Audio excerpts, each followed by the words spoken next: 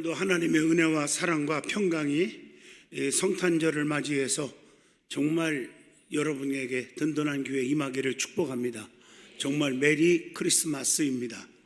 오늘은 마태복음 2장 1절로 2절을 통해서 성탄절의 은혜 하는 제목으로 같이 깊은 은혜의 시간을 갖고자 합니다. 12월 추운 겨울 한방눈이 몹시 내리는 성탄절이었습니다. 남편을 따라 성탄 감사예배를 드리고 집으로 돌아가는 한 아내가 있었습니다. 함께 집으로 가면서 아내는 계속 의심을 토해냅니다. 여보, 어떻게 하나님이 인간으로 오실 수 있어? 나는 아무리 믿으려고 해도 도대체 믿을 수가 없어요. 이렇게 말을 했어요. 남편은 의심하는 아내에게 여러 가지로 설명을 했지만 소용이 없었습니다. 집 문 앞에 이르러 이상한 광경이 시야에 들어옵니다. 참새들이 눈이 너무 많이 쌓여 있는데 먹이를 얻지 못해서 집 문 앞에 비시비시 대고 있었어요. 남편은 얼른 집으로 들어가서 먹이를 가져와 가지고 새들에게 던져줍니다. 그러나 새들은 아랑곳하지 않고 부드득하며 날아가 버렸습니다. 남편은 실망했습니다. 그리고 이렇게 외칩니다. 야, 이놈들아, 새들아, 난 너희들을 해하려는 것이 아니라 먹을 걸 주려고 했어. 이거 안 먹으면 너희들은 굶어서 얼어 죽는다. 새들이 사람의 말을 들을 리가 없지요. 남편은 날아가는 새들의 뒷모습을 보면서 또 이렇게 말을 합니다. 내 마음을 어떻게 너에게 전해줄 수 있겠니? 내 마음을 어떻게 보여줄 수 있까? 내가 새도 아니고 말이야. 내가 새가 될 수 있다면 보여줄 수 있을 텐데. 이 말을 듣고 있던 아내의 뇌리에 번쩍하고 무엇인가 스쳐갑니다. 그래, 하나님이 인간에게 계속 사랑을 베풀었지만 인간들은 하나님 품을 떠났던 거야. 인간이 하나님의 사랑을 깨달을 수 없기 때문에 어쩔 수 없이 하나님께서 인간으로 이 땅에 오신 거야. 즉 인카네이션 하셨단 말이에요. 성육신 하셨단 말이에요. 도성인신 하셨단 말이에요. 말씀이 육신이 되어 이 땅에 직접 오셨다는 말이에요. 맞습니다. 그 하나님의 사랑, 하나님의 구원, 이것을 전하려고 하나님은 우리와 같은 인간의 육신의 몸을 입고 오신 겁니다. 그것을 우리가 이해할 수 없어 기적이라고 신비라고 표현하는 것이죠. 그러나 하나님의 입장에서는 기적도 신비도 아닌 오직 사랑입니다. 이런 무한한 사랑을 우리는 얼마나 가슴속에서 느끼고 계시냐는 겁니다. 혹 아직도 의심하고 아직도 마음 밖에 내세워놓고 믿을 수 없다고 이해할 수 없다고 박대하고 계시지는 않는지요. 우리 하나님의 백성들은 성탄절을 맞아 우리들을 죄에서 구원하시기 위하여 이 땅에 오신 예수님의 무한하신 사랑을 기억하시며 감사할 수 있기를 간절히 소망합니다. 성경의 모든 말씀은 예수 그리스도에 관한 말씀으로 꽉 차 있습니다. 구약 성경은 메시아이신 예수 그리스도가 오실 것이라고 하는 예언의 말씀이었고, 신약 성경은 그 예언된 그 예언의 말씀의 성취, 즉 오신 예수님에 대한 말씀이라고 하면 틀림이 없습니다.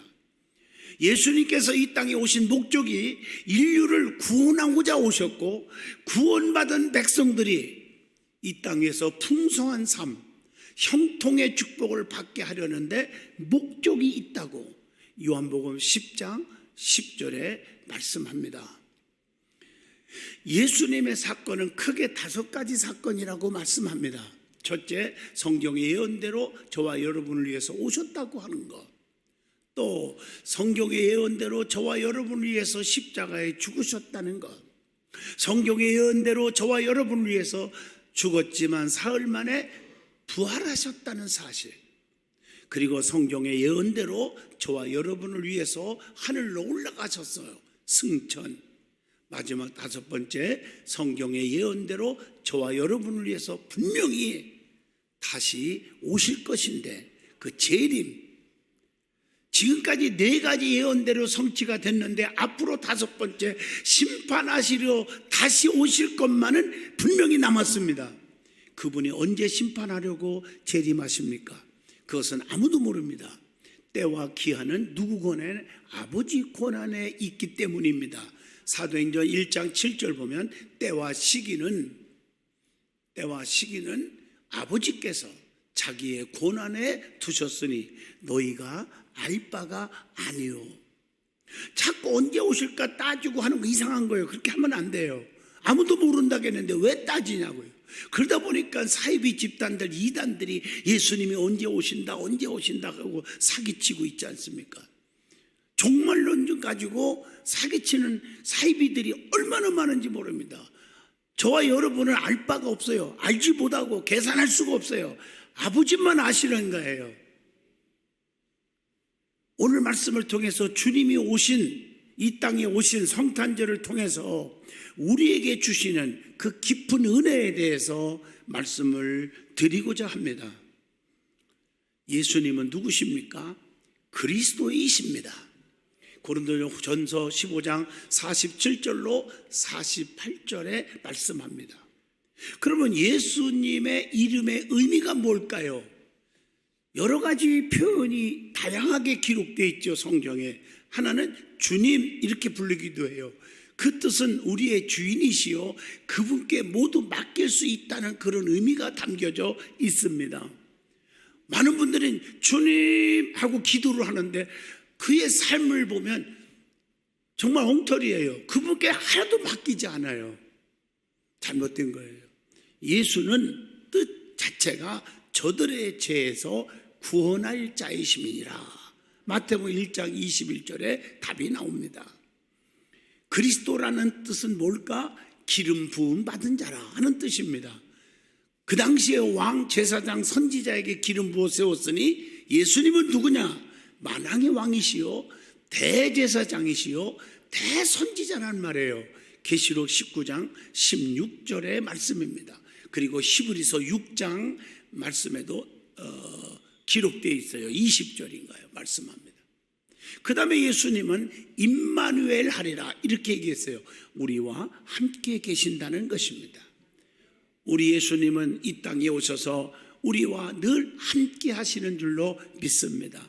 이게 믿어지는 사람은 근심, 걱정, 불안, 초조, 낙심, 좌절, 포기 이런 게 사라지는 것입니다. 그래서 우리는 강하고 담대하게 주님 만나서 주님 모시고 살아가는 삶이 행복한 삶으로 바꿔질 줄로 믿습니다. 그 다음에 예수님만이 우리의 그리스도이시라는 사실입니다. 고린도전서 15장 47절에 보면 예수 그리스도는 하늘에서 오신 분이라고 했어요. 하늘에서. 그래서 고린도전서 15장 47절에 보면 첫사람인 아담을 비롯해서 모든 인간은 땅에서 생긴 거예요. 땅에서 난 사람은 어느 누구도 다 죄인일 수밖에 없어요. 그래서 로마서 3장 23절에 모든 사람이 이게 모든이라는 말 나와요. 모든 사람이 죄를 범하였음에 하나님의 영광에 이르지 못하더니 이렇게 말씀합니다. 그런데 마태복음 1장 21절 말씀처럼 죄인은 결코 남의 죄를 사할 수가 없어요. 우리는 이 세상에 속했고 예수 그리스도는 하늘에 속했단 말이에요. 요한복음 8장 23절입니다. 그 다음에 예수 그리스도는 어떤 영이시냐? 살리는 영이십니다. 그게 고린도전서 15장 45절입니다. 세상의 마귀, 사탄, 귀신들, 악의 세력들은요 처음에 달콤하게 들어와서 마지막에 죽이는 거예요. 죽이는 영들이에요. 그러나 예수님은 살리는 영인 줄로 믿습니다. 그래서 예수님은 요한복음 6장 39절에 보면 마지막 날에 다시 살리는 이것이니라 이렇게 말씀하고 계십니다. 또 예수를 믿는 자는 마지막 날에 다시 살리실 것이라고 요한복음 6장 54절에 말씀합니다. 그래서 믿는 자는 생명의 성령의 법이 죄와 사망의 법에서 그를 해방시킨다고 로마서 8장 2절에 말씀합니다. 그러므로 예수 그리스도는 우리를 어떻게 하신다? 의롭게 하신다고 로마서 5장 18절에 말씀합니다. 거기 보면 첫사람인 아담은 인류에게 다 죄를 가져다 주었죠. 이게 원죄예요. 예수님은 모든 사람에게 뭘 선물했어요? 로마서 5장 18절에 의를 선물했습니다. 몸은 죄 때문에 죽지만 영은 의로 인해 사는 것이라고 로마서 8장 10절에 그렇게 기록하고 있는 거예요. 예수님이 가지고 계신 마음이 있어요. 그게 뭘까요? 빌립보 2장 7절로 8절에 말씀하고 계십니다. 거기 보면 겸손한 마음, 죽기까지 복종하셨잖아요. 예수님은 겸손하신 분이기에 겸손한 자에게 은혜를 주십니다.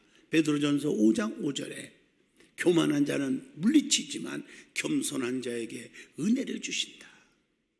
오늘 많은 분들이 잘 될 것 같고 똑똑하고 잘났고 그러는데 경험도 많은데 왜 이렇게 되는 일이 없고 망하냔 말이에요. 교만해서 그래요. 성경에 보면 교만은 패망의 선봉이요 거만함은 넘어짐의 앞잡이다. 자기도 모르는 사이에 교만한지도 모르고 너 왜 교만해 그러면요 아주 그냥 혈기를 부리고 덤벼요. 내가 왜 교만하니? 내가 이만큼 배웠으면 됐고 내가 이렇게 가졌고 내 기업이 이렇게 잘 돼가는데 참 큰 문제입니다. 사도 바울을 본받으세요. 내가 나딘 것은 하나님의 은혜입니다. 겸손하시기를 바랍니다. 마태복음 20장 28절에 보면 예수님이 뭐라고 말씀했어요? 오신 목적이 뭐요? 섬기려 오셨다고 했단 말이에요. 예수님은 자기를 비워 종의 형체를 가지신 겸손한 분임을 빌립보 2장 7절에도 말씀합니다. 잠언서 16장 18절 다시 한번 여러분이 말씀을 새기세요. 교만은 패망의 선봉이요 거만한 마음은 넘어짐의 앞잡이지만 겸손한 자는 하나님이 써주신다는 거예요. 하나님께 쓰임받는다는 것입니다. 빌립보 2장 8절 사람의 모양으로 나타나사 자기를 낮추시고 죽기까지 복종하셨으니 곧 십자가에 죽으심이니라. 희생하는 마음이 주님의 마음이에요. 그래서 고린도전서 8장 9절에 보면 예수님은 우리를 부유케 하려고 가난하게 되셨습니다. 예수님은 많은 사람들을 구원하고자 자신을 대속물로 주려고 했습니다. 마태복음 20장 28절. 예수님은 십자가에서 죽으신 희생의 주님이심을 빌립보 2장 8절을 통해서 확증하고 있습니다. 예수님의 마음은 빌립보 2장 8절 오직 순종하는 마음이었습니다. 그래서 예수님은 하나님 아버지의 말씀에 순종하여 자신의 목숨을 버리신 거예요. 예수님은 죽음을 피하시지 않고 순종했어요. 빌립보 2장 8절 말씀. 자, 그렇다면 우리가 메리 크리스마스, 우리가 성탄절의 진정한 본래의 우리에게 주시는 의미가 무엇입니까? 오늘 본문 마태복음 2장 1절로 2절에 자세하게 설명되어 있습니다. 오신 예수님을 만나러 가는데 거기에 있다는 거예요. 첫 번째가 누가복음 2장 15절입니다. 구원자 예수님의 탄생하심을 알고 동방에서부터 박사들이 만나러 갔습니다. 마태복음 2장 10절에 보면, 성경에 보면 주님을 만나러 간 자들은 어떻게 됐습니까? 다 은혜와 기적을 체험했습니다. 성경 쫙 읽어보세요. 누가복음 19장 9절 주님 만나러 갔던 사케오는 구원받았잖아요. 아브라함의 자손의 축복을 받았잖아요. 12년 동안 혈류증으로 죽기만 기다리는 불쌍한 여인도 주님 만나러 가서 고침받았잖아요. 마가복음 5장 또 마태복음 9장에 보면요. 밤중에 예수를 만난 니고데모는 구원의 진리를 알게 되었다고 요한복음 3장 2절로 5절에 기록되어 있어요. 소경 바디메오는 주님 만나러 가서 소리질러 부르짖다가 간구하다가 눈이 떠졌어요. 마가복음 10장 48절입니다. 성탄절을 맞이해서 주님을 만나는 은혜가 있기를 진심으로 축복합니다. 주님만 만나면 되는데 주님보다 세상을 더 좋아해. 물질과 명예와 권세와 지식을 더 좋아해. 그걸 찾으려고, 그걸 만나려고 헤매는 어리석은 사람들이 이 땅에 얼마나 많습니까? 두 번째로, 구원자로 오신 예수님의 탄생을 축하해야 합니다. 동방박사들은 별을 보고 크게 기뻐했다고 마태복음 2장 10절에 말합니다. 박사들이에요. 동방에서부터 와서 축하한 거예요. 누가복음 2장 20절, 목자들도 하나님께 영광을 돌리고 찬송했다는 거예요. 요한일서 2장 2절 보면 우리의 화목제물로 오셨기 때문에 우리는 주님의 오심에 감사해야 합니다. 성탄절을 통해서 오신 예수님을 진심으로 간절하게 축하해야 합니다.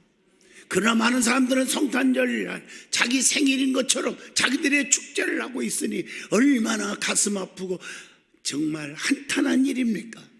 우리는 주님의 탄생을 어떻게 축하하고 있는지 깊이 반성을 해봐야 됩니다. 세 번째로, 예수님의 탄생과 함께 오신 예수님께 경배해야 합니다. 마태복음 2장 11절의 말씀입니다. 오신 예수님은 누구십니까? 하나님이십니다. 요한복음 1장 18절, 본래 하나님을 본 사람이 없으되 아버지 품속에 있는 독생하신 하나님이 나타내셨다, 이렇게 말하고 있어요. 그래서 나의 아버지는 하나라고 요한복음 10장 30절에 말씀합니다. 우리의 중보자로 오신 거예요. 디모데전서 2장 5절의 말씀이죠. 예수님은 모든 이름 위에 그렇기 때문에 뛰어나신 분이라고 빌립보 2장 9절에 말씀합니다. 예수님은 모든 무릎보다 위에 계신 분이에요. 빌립보 2장 10절입니다. 그래서 모든 무릎을 예수 앞에 꿇게 하셨다, 이렇게 말하고 있어요. 자, 그러면 이 성탄절을 통해서 진정으로 감사의 신앙을 우리는 가져야 될 것입니다. 마가복음 10장 44절로 45절에 보면 너희 중에 누구든지 으뜸이 되고자 하는 자는 모든 사람의 종이 되어야 하리라, 이렇게 말씀했어요. 인자가 온 것은 섬김을 받으려 함이 아니다, 도리어 섬기려 하고 자기의 목숨을 많은 사람의 대속물로 주려 함이니라. 주님의 오심은 진심으로 축하해야 되지만 더 중요한 게 뭘까요? 축하해요. 더 중요한 게 뭐예요? 감사해야 합니다. 저도 많은 분이 카톡을 받아요. 메리 크리스마스, 성탄의 축복이 있기를 바랍니다, 여러 가지 오는데, 근데 흔한 거니까 그냥 읽지도 않고 보고 넘겨버려요. 지워버리고. 근데 그 뒤에 그동안 목사님 정말 기도해 주셨고 날 만날 때마다 반겨주셔서 감사드립니다, 이 감사라는 단어가 있으면 그리고 내가 답을 꼭 보내드립니다. 나도 감사하다고. 그러면은 감격입니다 라고 또 문자가 와요. 그러면 나도 감격이다 하다가 10분 동안 서로 왔다 갔다 했어. 그 바쁜 시간에. 감사가 있어야 돼요. 하나님께서 오셨기 때문에 감사하잖아요. 요한복음 1장 8절, 왜 감사하냐? 하나님께서 이 땅에 오신 거니까요. 말씀이 육신이 되어 우리 가운데 계신 분이 예수님이라고 요한복음 1장 14절에 말씀했잖아요. 아버지와 예수님은 하나이십니다. 요한복음 10장 30절, 나의 아버지는 하나이니라, 이렇게 말하고 있어요. 아버지께서 행하시는 권세가 누구에게 있어? 아들에게도 그래서 있다고 마가복음 2장 10절에 말씀했어요. 천지를 창조하신 아버지의 하나님의 그 능력이 예수님에게도 갖고 계신 거예요. 이 땅에 오신 주체가 누굽니까? 하나님이에요. 요한복음 1장 18절에 분명히 기록합니다. 두 번째, 나를 위해 오셨기 때문에 감사해야 됩니다. 마태복음 9장 13절입니다. 저와 여러분은 죄인이잖아요. 죄인을 부르러 오셨잖아요. 저와 여러분을 위해서 오셨다는 거예요. 자기 백성을 죄에서 구원할 자이심이니라. 마태복음 1장 21절에 그렇게 기록되어 있어요. 예수님은 나를 위해서 오신 거예요. 그래서 요한복음 20장 28절에 도마가 나의 주님이시요 나의 하나님이십니다 라고 고백을 합니다. 예수님은 의인을 부르러 온 게 아니라 저와 여러분 죄인을 부르러 오셨다는 거 마태복음 9장 13절에도 강조하고 있습니다. 세 번째, 예수님께서 오신 목적은 십자가에서 죽으시려 오신 거예요. 저와 여러분의 죄를 대신 짊어지고 죽기 위해서 오신 거란 말이에요. 그래서 너무 큰 감사가 나올 수밖에 없지요. 마태복음 20장 28절. 만약에 그분이 오시지 않았다면 우리의 삶은 어떻게 될까? 영원히 죄로 말미암아 멸망 속에 고통받을 수밖에 없는 인생인데 예수님이 오셨잖아요. 우리의 죄를 짊어지시기 위해서 오셨잖아요. 예수님은 우리의 대속물로 오셨다고 마가복음 10장 45절에 말합니다. 예수님은 세상의 화목제물로 오셨다고 요한일서 2장 2절에도 말씀합니다. 예수님은 많은 영혼의 죄 사함을 위해서 무슨 피를 흘려주셨어요? 언약의 피를 흘려주셨다고 마태복음 26장 28절에 말씀을 분명히 하고 계십니다. 네 번째로 예물을 드리어서 감사했다. 마태복음 2장 11절입니다. 동방 박사들은 말로만 감사한 게 아니에요. 보배함을 열었습니다. 그리고 첫 번째 황금을 드렸습니다. 이 황금은 마태복음 2장 11절 보면 왕에게 드리는 합당한 예물입니다. 예수 그리스도는 만왕의 왕으로서 이 세상에 오셨기에 드리는 거예요. 디모데전서 6장 15절. 두 번째 유황을 드렸다고 했어요. 제사장이 받으시기에 합당한 예물입니다. 마태복음 2장 11절. 예수님이 이 땅에 대제사장으로 오셨기에 드린 거예요. 히브리서 5장 10절입니다.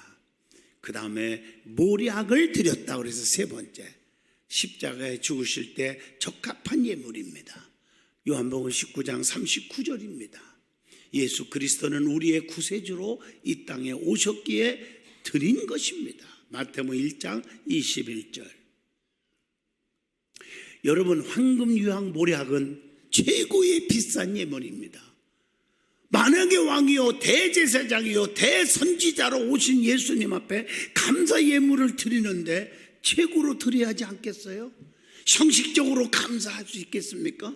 진정한 믿음의 사람이라면 최선을 다하는 감사가 있어야 돼요. 나는 다른 예물보다 솔직히 말해서 담임 목사로서 헌금을 재정부에서 보고받으면 특별히 성탄, 추수감사, 맥주감사, 창립감사 이런 절기감사에 대한 얘기를 꼭 하나하나 읽어봅니다. 누가 어떻게 했는가. 어떤 사람은 10,000원 드려도 감격이 눈물이 나와. 저분 라면도 끓여 먹을 돈이 없는 분인데 그런데 갈비를 뜯어 먹으면서 그렇게 드렸다. 마음이 아파요. 저거 액수를 얘기하는 게 아니에요. 진정한 감사가 있는 사람이냐? 다시 말하면 뭘로 이퀄로 보냐? 같은 걸로 보냐? 저 사람이 진짜 믿음이 있는 거냐? 이렇게 판단이 되어지는 것입니다. 말씀을 마치려고 합니다. 영국의 총리까지 지낸 군인이자 정치가인 아서 웨질리라는 사람 잘 아십니다. 그는 1815년에 워터루 전쟁에서 나폴레옹에게 승리를 했습니다. 이를 기념하기 위하여 승전 만찬회를 개최했을 때 작은 소동이 일어납니다. 만찬회를 즐기던 중 웨질리언은 다이아몬드가 박혀있는 자신의 지갑에 있는데 그 지갑이 사라졌다는 거예요. 그 막 지금 허들갑 떠는 거예요. 사람들이, 손님들을 다 앉혀놓고 주머니를 검사하기 시작합니다. 분위기가 가라앉기 버렸습니다. 볼품없는 옷차림으로 구석에 있던 한 나이 많은 부사관이 자기 호주머니를 검사하려고 하니까 화를 벌떡 내면서 검사하는 것, 손님의 인격을 못 오가는 것이라고 반대합니다. 주머니까지 두툼해 의심을 받았지만 그는 결백을 주장하면서 주머니 내용물을 끝까지 검사받지 않겠다고 버텼습니다. 사람들은 분명히 그가 범인이라고 의심했습니다. 만찬의 주인으로서 입장이 몹시 난처해진 웨질리온은 손을 저으면서 그만하자고 만찬회는 끝이 났습니다. 해가 바뀌어 또다시 만찬회를 개최한 웨질리온은 전에 입었던 만찬회 옷을 입어보니 그 옷의 주머니 속에 잃어버린 다이아몬드 지갑을 발견해서 깜짝 놀랐습니다. 아무 잘못도 없는 부사관을 의심했던 자신이 너무너무 부끄러웠습니다. 웨질리온은 그 부사관을 찾아가서 그때 일을 사과하고 용서를 구하면서 물어봅니다. 나는 자네가 내 지갑을 훔쳤다고 생각했는데 정말 미안하네. 그런데 의심을 받으면서도 왜 그렇게 몸수색을 거부했나? 그러자 부사관은 마침내 참았던 울음을 터뜨리면서 말을 합니다. 부끄럽습니다. 그때 제 주머니에는요, 만찬의 음식이 잔뜩 들어있었습니다.